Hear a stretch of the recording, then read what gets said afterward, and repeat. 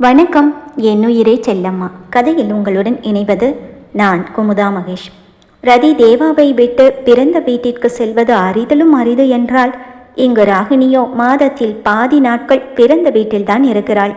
ஆரம்பத்தில் கரண் இன்வெஸ்டிகேஷன் என்ற பெயரில் வெளியூர்களுக்கு செல்லும் போது அம்மா வீட்டிற்கு செல்கிறேன் என்று ஆரம்பித்தவள் இப்போது அம்மாவை பார்க்க வேண்டும், அப்பாவுக்கு உடம்பு சரியில்லை, அண்ணன் குழந்தை ஞாபகமாவே இருக்கு என்று அவ்வப்போது 4 நாட்கள் சேர்ந்தாற்போல் பிறந்த வீட்டிற்கு சென்று தங்கிவிடுகிறாள்.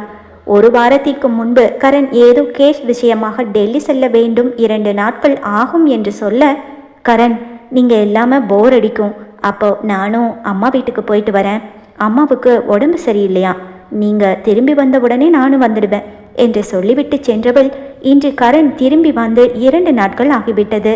கரண் இன்னும் 1 நாள் ப்ளீஸ், நாளைக்கு காலேஜ் போயிட்டு சாயங்காலம் நம்ம வீட்டுக்கு வந்துடுவேன் என்று கெஞ்சி கெஞ்சியே 1 வாரம் அங்கேயே இருந்து விட்டாள்.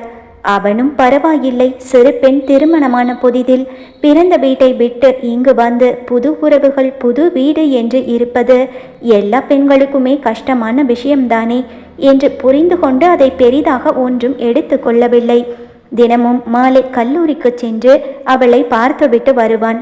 சீக்கிரம் வந்துடுடி, நான் பாவம் இல்லை என்று சொல்லிவிட்டும் வருவான்.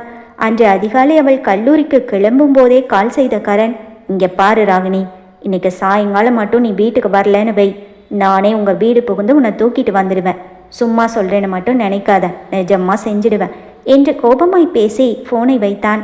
மாலை கரண் வீடு வந்து சேரும்போது மணி 7 ஆகியிருந்தது.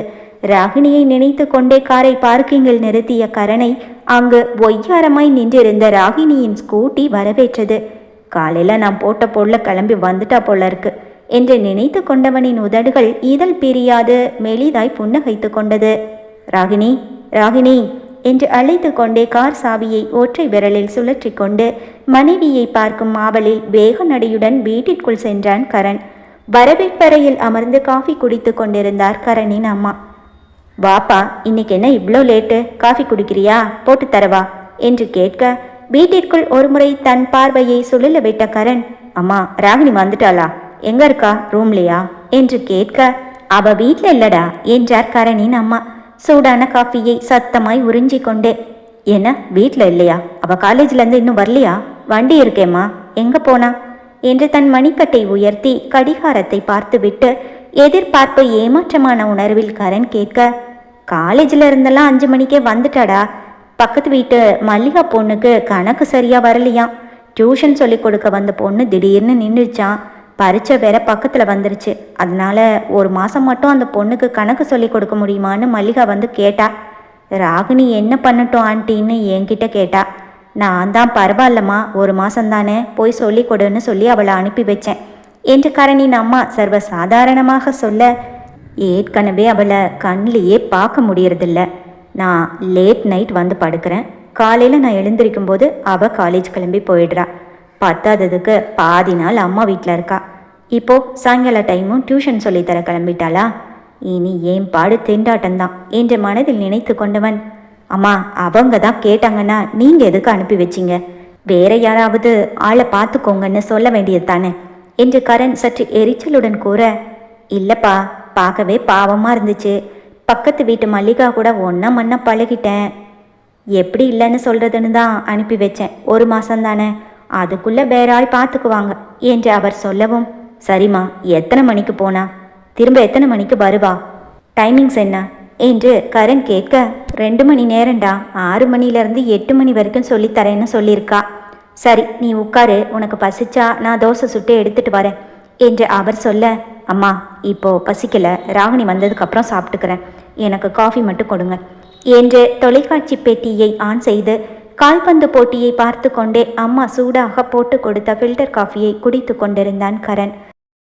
மனது அரைக்குறையாக விளையாட்டில் லயித்திருக்க, கண்கள் என்னவோ கடிகாரமுள்ளையே பார்த்து கொண்டிருந்தது. எப்போது மணி 8 ஆகும் அவள் வருவாள் என்று.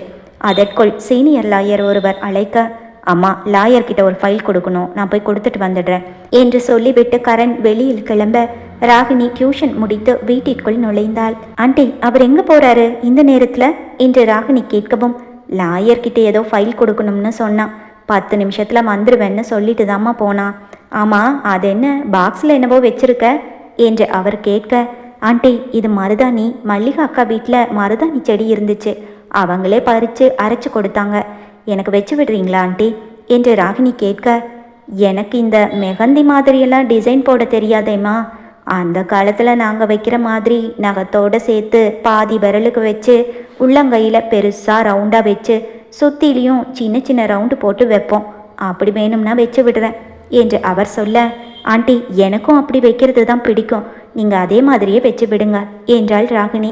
மருதாணி பாக்ஸை அவள் மாமியாரிடம் கொடுக்க, நீ மருதாணி வச்சுக்கிட்டா சாப்பிட முடியாதேம்மா, முதல்ல சாப்பிட்டுட்டு அப்புறமா வச்சுக்கோ என்று அவர் சொல்லவும் அவசர அவசரமாக 2 தோசையை மென்று விழுங்கியவள், ஆண்டி சாப்பிட்டுட்டேன், இப்போ வச்சு விடுங்க என்று அவர் அருகில் வந்து உட்கார 2 கைக்கும் அளந்து எடுத்த வட்டங்களை போட்டு அழகான மருமகளின் கரங்களை கூடுதல் அழகாக்கினார் மாமியார்.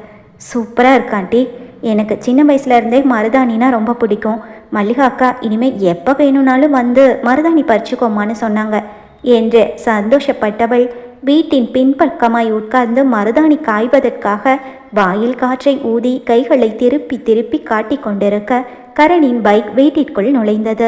10 நிமிடம் என்று சொல்லிவிட்டு சென்றவன் திரும்பி வீடு வருவதற்குள் 1 மணி நேரம் ஆகியிருந்தது.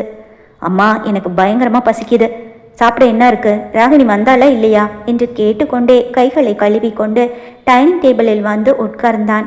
ராகினி அப்பவே வந்துட்டாடா என்று சொல்லிவிட்டு தட்டில் சுட சுட 2 தோசைகளை எடுத்து வந்து கரணின் முன் வைத்த அவன் தாய், சட்னி சாம்பார் 2மே இருக்கு கரண், என்ன வேணுமோ போட்டுக்கோ என்று சொல்ல, அம்மா நான் சாப்பிட்டுக்கிறேன், நீங்கள் போய் ரெஸ்ட் எடுங்க, ராகினி என்ன பண்ணுறா அவளை வர சொல்லுங்க என்று ராகினியை பார்க்கும் ஆர்வத்தில் கரண் அவளை அழைக்க, கரண் அவளால் தோசை சுடவும் முடியாது பரிமாறவும் முடியாதுடா, 2 கையிலையும் மருதாணி வச்சிட்ருக்கா என்று அவர் சொல்லி கொண்டிருக்கும் போதே 2 கைகளையும் திருப்பி திருப்பி காட்டியபடியே அவன் முன் வந்து நின்றாள் ராகினி. தன் தாயின் முன்னால் அவளை எதுவும் சொல்லவும் முடியவில்லை. ராகினி எதுக்கு இப்போ 2 கையிலையும் மருதாணி? கரண் கடுப்பாக கேட்டான். கையில் மருதாணி களைந்துவிடும் என்ற காரணத்தை சொல்லியே இரவு அவனை நெருங்க விடாமல் செய்வாளே, அந்த கோபம்தான் அவனுக்கு. 2 கையிலையும் மருதாணி வச்சா என்னடா தப்பு, நான் தான் வச்சு விட்டேன், அவளையன் திட்ட என்று கரணின் அம்மா மருமகளுக்கு பறிந்து கொண்டு வர தன் தலையை இடமும் வலமும் ஆட்டி உஸ் என்று வாயில் மூச்சு விட்டவன் அமைதியாக தோசையை சாப்பிட ஆரம்பித்தான். ராகினி அறைக்குள் வர அறை கதவை தாளிட்டு விட்டு அவள் அருகில் வந்து நின்றான் கரண். ராகினி, 1 வாரமா நீ ஒரு பக்கம் நான் ஒரு பக்கம்னு இருக்கோம், இன்னைக்கு தான் நம்ம 2 பேரும் 1 வாரத்துக்கு அப்புறம் ஒரே ரூம்ல ஒன்னா இருக்கோம், உனக்கு கொஞ்சமாவது அறிவு இருக்காடி, இப்போ போய் மருதாணி வச்சுட்டு வந்து நிற்கிற கரண் கோபமாக கேட்க, சாரிங்க என்று கண் சிமிட்டி கூறியவளிடம், உன்னோட சாரியை நீயே வச்சுக்கோ, முதல்ல போய் கை 2யும் வாஷ் பண்ணிட்டு வா என்றான் கரண் அதிகாரமாக.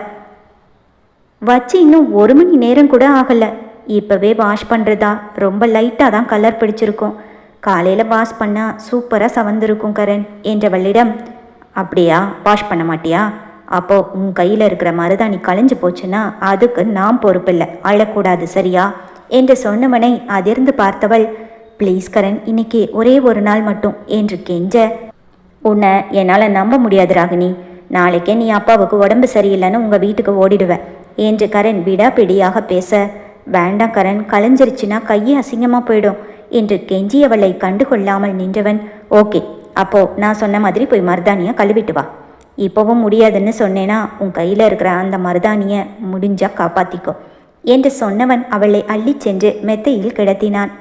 வேண்டா கரண் சொன்னா கேளுங்க என்ற அவள் குரல் அவன் செய்த குறும்பில் செல்ல சின்னங்களாகி போயிருக்க கையில் இருந்த மருதாணிக்கு போட்டியாய் அவள் முகத்தை மருதாணி இல்லாமலேயே சிவக்க வைத்து கொண்டிருந்தான் அவள் காதல் கணவன்.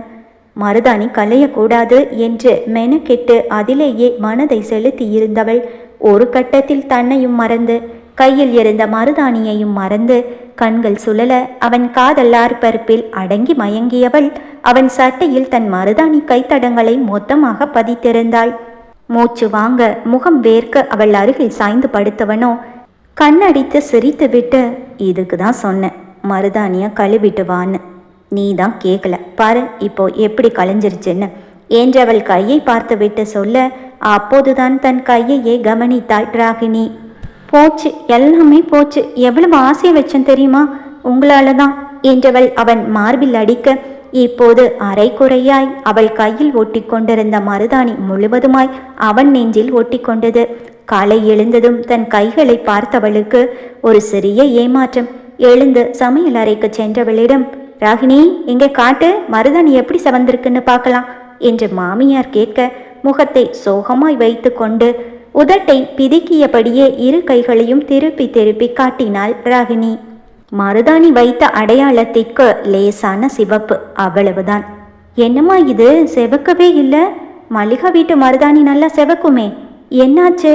ஒருவேளை உனக்கு பித்த உடம்பா இருக்குமோ என கேட்க, தெரியல அத்த என்று குரலில் சுரத்தே இல்லாமல் ராகினி கூற, பரவாயில்ல விடுமா, இன்னொரு நாள் வச்சுக்கிட்டா போகுது என்று அவர் ஆறுதல் கூறிக்கொண்டிருக்க, அம்மா காஃபி என்று கேட்டுக்கொண்டே ஜாகிங் முடித்து கரனும் சமையலறைக்கு வந்து சேர்ந்தான். இது கரண் எப்போதும் வரும் நேரம் என்பதால் அவனுக்காக தயாரித்து வைத்திருந்த காஃபி கப்பை எடுத்து அவனிடம் கொடுத்தாள் ராகினி. குட் மார்னிங் என்றான் கரண் காஃபியை வாங்கி கொண்டே.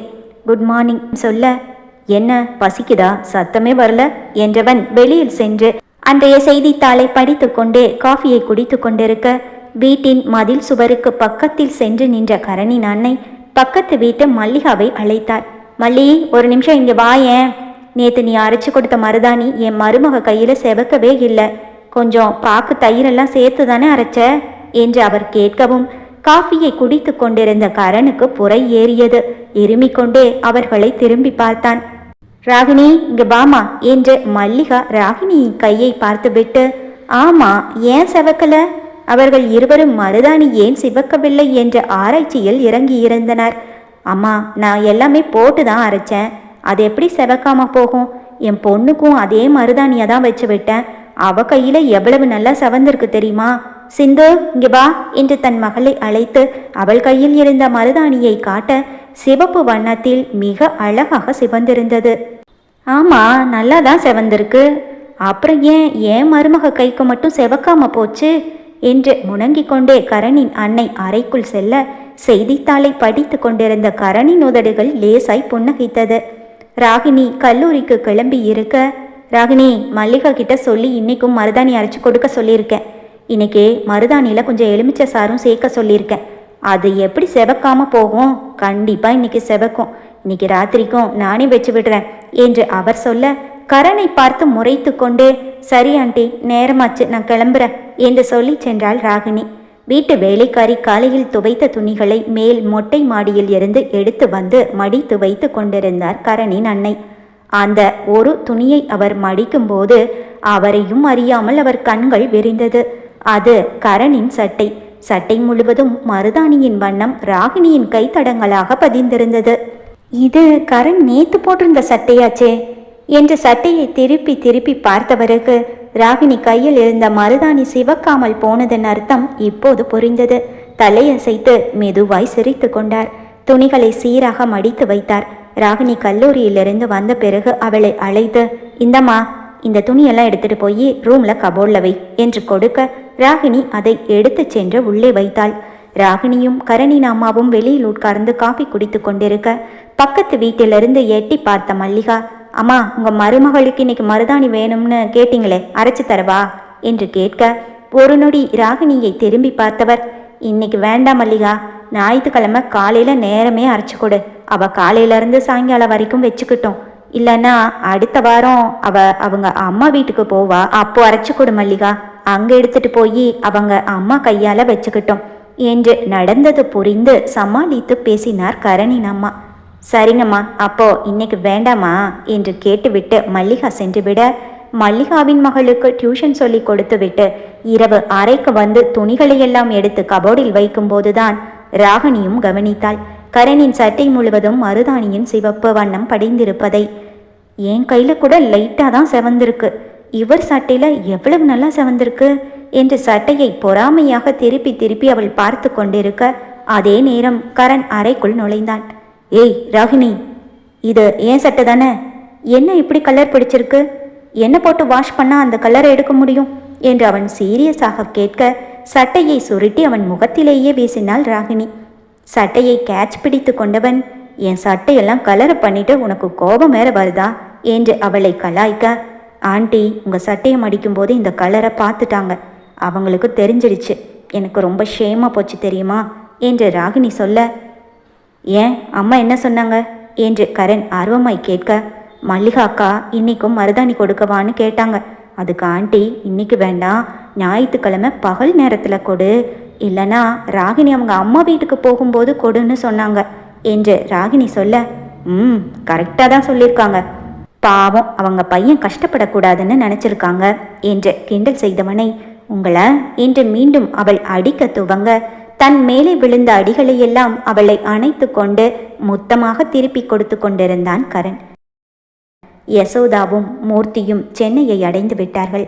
சாலையின் ஓரமாக இருந்த அந்த சிறிய அம்மன் கோயிலில் காரை நிறுத்தச் சொன்ன யசோதா கீழே இறங்கிச் செல்ல, அக்கா எங்க போற என்று மூர்த்தியும் அவள் பின்னாலேயே இறங்கி ஓடினான். யசோதா கோயிலுக்கு சென்று அம்மனை வணங்கி திருநீரு, சந்தனம், குங்குமம் என்று பிரசாதத்தை வாங்கி கொண்டு வெளியில் வர, என்னக்கா பண்ற? இதென்ன கோயில்? திடீர்னு இந்த கோயிலுக்கு போகணும்னு சொல்லி வண்டியை நிறுத்த சொல்லியிருக்க? ஓ, நீ பண்ற பாவத்துக்கு பிராயச்சித்தமா கடவுளை வேண்டிட்டு வரியா என்று மூர்த்தி கேட்க, அப்படி இல்லடா, இப்போ நம்ம வீட்டுக்கு போனதும் கோயிலுக்கு போனீங்களே பிரசாதம் கொடுங்கன்னு வீட்டில் இருக்கவங்க கேட்பாங்க. யாரு கேட்குறாங்களோ இல்லையோ என் மாமியார் கிளவி கேட்கும். அப்போ கையை பிசைஞ்சுக்கிட்டு நின்னா தேவா நம்ம சந்தேகப்பட வாய்ப்பு இருக்கு. அதுக்கு தான் இந்த ஏற்பாடு என்று யசோதா சொல்ல, அக்கா நான் கூட உன்னை என்னமோன்னு நினைச்சேன், நீ பெரிய கில்லாடிதான் என்றான் மூர்த்தி பெருமை பொங்க. அவர்கள் வீட்டை வந்தடைய அதே நேரம் வசந்தும் அலுவலகத்திலிருந்து வந்திருந்தான். யசோதா அவள் எடுத்து வந்திருந்த அம்மன் கோயில் பிரசாதத்தை திருவண்ணாமலை கோயில் பிரசாதம் என்று பொய் சொல்லி எல்லோருக்கும் கொடுத்தாள்.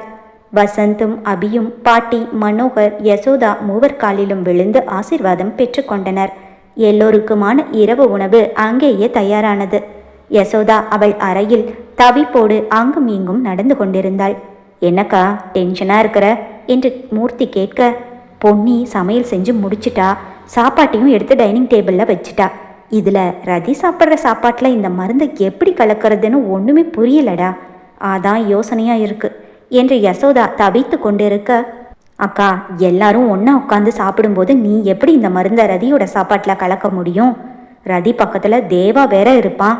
அங்கே போய் நீ ஏதாவது செஞ்சு அவன் கண்டுபிடிச்சிட்டான்னா அவ்வளோதான், அப்போவே நம்ம 2 பேருக்கும் சங்கு ஊதிடுவான். ரதி தனியாக சாப்பிடும்போது தான் இதை நீ அவள் சாப்பாட்டில் கலக்க முடியும். அதனால் நீ இப்போ எதுவுமே செய்யாத. தினமும் ராத்திரி 10 மணிக்கு பொன்னி ரதிக்கு பால் காய்ச்சி எடுத்துகிட்டு போவா. அப்போது இந்த மருந்தை பாலில் கலந்துடலாம் என்று மூர்த்தி யோசனை சொல்ல, ஆமாம் மூர்த்தி அதுதான் சரி என்று சொன்ன யசோதா அந்த சரியான நேரத்திற்காக காத்திருந்தாள். இரவு உணவை முடித்து கொண்டு அபியும் வசந்தும் அவர்கள் வீட்டிற்கு கிளம்பிவிட, அலுவலக அறையில் ஏதோ முக்கியமான ஃபைல்களை பார்க்க வேண்டும் என்று தேவா சென்றுவிட ரதி பொன்னியுடன் சமையல் அறையில் இருந்தாள். ரதிமா சூடா பால் காய்ச்சி வச்சிருக்கேன் கொடுக்கவா என்று பொன்னி கேட்க, அக்கா இது என்ன வயிறா இல்லை வேற ஏதாவதா? இப்போதானே வயிறு முட்டை சாப்பிட்டுட்டு வந்தேன், அதுவும் இன்னைக்கு ஸ்பெஷல் சாப்பாடு வேற, ரொம்ப சூப்பராக சமைச்சிருந்தீங்க அக்கா. இந்த ஸ்வீட் ரசமலாய் செம்மையாக இருந்துச்சு. ஆமாம் நீங்கள் சமைக்கிறதுக்கு யார்கிட்ட இருந்து கற்றுக்கிட்டீங்க? உங்கள் அம்மா கிட்டேயா என்று ரதி கேட்கவும், ஆமாம்மா எங்கள் அம்மா கிட்ட இருந்து அரைகுறையாக கற்றுக்கிட்டேன். நான் இங்கே வந்த புதுசில் நாகராஜன்னு ஒரு சமையல்காரர் இருந்தார், நல்லா சமைப்பார். தேவா தம்பியுடைய தாத்தாக்கு அவர் சமையல் ரொம்ப பிடிக்கும். அவர்கிட்ட இருந்து தான் நான் எல்லாமே கற்றுக்கிட்டேன். இந்த ஸ்வீட் செய்யறதுக்கு அவர் தான் எனக்கு கற்றுக் கொடுத்தாரு என்று பொன்னி சொல்ல, பொன்னியும் ரதியும் பேசிக்கொண்டிருப்பதை பார்த்து உள்ளே வந்த யசோதா தண்ணீர் குடிப்பதை போல் வந்து பாத்திரத்தில் பால் காய்ச்சி வைக்கப்பட்டிருக்கிறதா என்று நோட்டமிட்டு விட்டு சென்றாள். இரவு 9:30 மணி ஆகியிருக்க பாலை காய்ச்சி 2 டம்ளரில் ஊற்றிய பொன்னி ஒன்றை எடுத்துக்கொண்டு பாட்டியின் அறைக்கு சென்று பாட்டியின் கையில் கொடுத்தாள். அதற்குள் வெளியில் மாத்திரையோடு காத்து கொண்டிருந்த யசோதா அதை ரதிக்கு எடுத்துச் செல்லும் பாலில் கலந்து வைத்தாள். பாட்டிக்கு பால் கொடுத்து விட்டு வந்த பொன்னி அடுத்து ரதிக்கு எடுத்து வைத்த பாதாம் பாலை எடுத்துக்கொண்டு ரதியின் அறைக்கு சென்றாள்.